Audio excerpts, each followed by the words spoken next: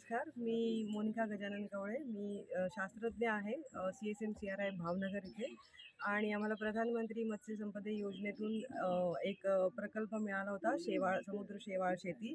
त्याच्या अंतर्गत आम्ही गजबादेवी, मुणगे, हिंदळे, तांबळदेग या गावांमध्ये पहिल्यांदा प्रायोगिक तत्त्वावर ही शेती करून बघितली. आणि आता मोठ्या प्रमाणावर तांबळदेग या गावामध्ये आम्ही मोठ्या प्रमाणावर 1 हेक्टर एरियामध्ये ही समुद्र शेवाळ शेती केली आहे. आणि ह्यामध्ये माझ्यासोबत या गावचे मच्छीमार समाजाचे बांधव आहेत, की ज्यांनी यामध्ये सक्रिय सहभाग घेतला, आमच्यावर विश्वास ठेवला आणि त्यांनाही यामध्ये उत्साह वाटला आणि ते आता ही शेती व्यावसायिक स्वरूपामध्ये करणार आहेत. त्याच्यासाठी आम्ही इंडस्ट्रीसोबत ह्यांचं टायअपसुद्धा करून देत आहोत.